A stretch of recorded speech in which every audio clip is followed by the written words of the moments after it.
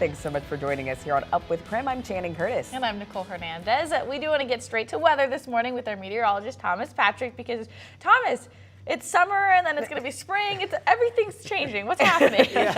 Yeah, it's one of those days where you'd think that I wouldn't be all that busy because, hey, it's just another summer-like day. No, it's what's going to come tonight and then tomorrow. Quite literally changes overnight with rain, storms, and cooler weather on the way about 12 hours from now or so.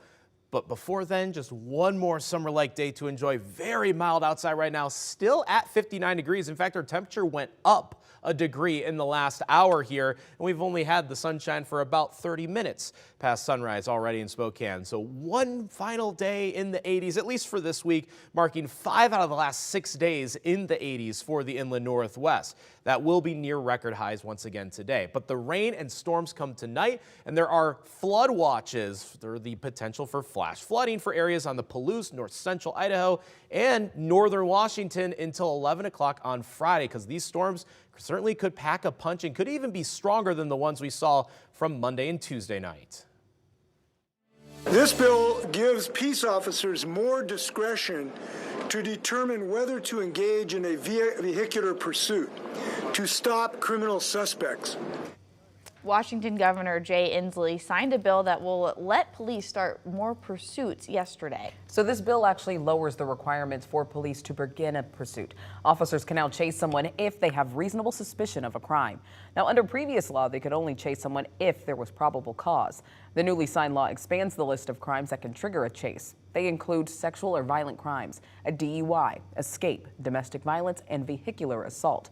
Now, previously, police could only pursue someone if they were deemed an imminent threat to others, but now they can pursue if a person poses a serious risk of harm to others. They know now, hopefully they'll know, that if they run from that situation, we can pursue. Before, we could attempt to stop them and then wave by as they drove away. Under the previous law, officers had to get permission from their supervisor before they started a pursuit. Now they just need to notify a supervisor of a pursuit. A Washington doctor died while climbing Mount Everest. The U.S. Embassy says Dr. Jonathan Sugarman died Monday at Camp 2. The camp's elevation is at 21,000 feet. He was part of the expedition that the International Mountain Guides based in Pierce County led. The company said he did not die from a climbing accident and there is not a safety concern. Jonathan's passing absolutely leaves a void because he was a very special person in the world who brought his intellect, his passions, and his caring for people to make a real difference. Dr. Sugarman was a clinical professor of global health at University of Washington. He was 69 years old. It's 6:04 now. Let's take a look at your morning rush. More news in less time. A Spokane man died in a one-car crash just south of Fairfield, Washington last night. Washington State Patrol says the car was heading south when the driver lost control and veered off the road. The car rolled and threw the driver from the vehicle. He died at the scene. Troopers are now investigating. New information this morning on a shooting that happened on Spokane South Hill on Monday. Spokane police are now saying the shooter used an air-powered weapons system similar to an airsoft gun. They say it did not shoot bullets, but instead small marbles or glass balls. The shots hurt a driver and damaged 2 cars. Police are still looking for the shooter or shooters. A former Central Valley High School teacher accused of having a sexual relationship with a student pleaded not guilty yesterday. According to court documents, 24-year-old McKenna Kindred had sex with a teenage student. They also say the two sent inappropriate messages. The Central Valley School District says they placed Kindred on leave right after the allegations came out last December. The Spokane Park Board officially decided on a new dog park. The new community park will be at Upriver Park. It will cost the city more than $18,000. They're planning on starting construction later this spring.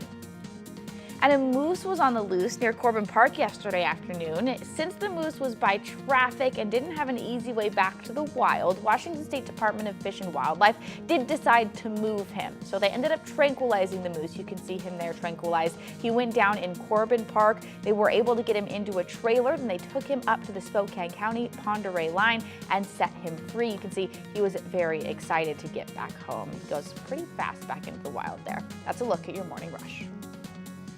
We're going to dive a little deeper into our thunderstorm chance for tonight because it's a severe weather chance, and severe weather is defined as having the potential for damaging wind or damaging hail. And while this might seem like a level 1 marginal risk, this is a national-wide scale, and for the inland Northwest, we typically only get marginal or slight. So we only play on the lower end of this scale, so even just at a marginal risk, this is reasonable for a damaging thunderstorm chance for tonight. And that moisture and energy is still present in the atmosphere. It was the Seattle area that got most of the thunderstorms from last night as opposed to Spokane. But like that lightning show that we had from Monday and Tuesday night, very similar situation, though the storms could have a little bit more oomph, a little bit more strength to them. But later on tonight, after about 7 or 8 o'clock, would be the earliest that we would see any thunderstorm or rain activity this evening. Olympic gold medal winning swimmer Michael Phelps is coming to Coeur d'Alene this month. According to our news partners at the Coeur d'Alene Press, he'll speak about mental health to students at Coeur d'Alene and Lake City high schools. Phelps is the most decorated athlete in the 2,000-year history of the Olympics. He has 28 medals, and 23 of those are gold. Phelps has been very public about his own mental health struggles, including alcohol abuse, anxiety, and depression. He'll speak at the Kroc Center on May 21st and will then address high school students the following day.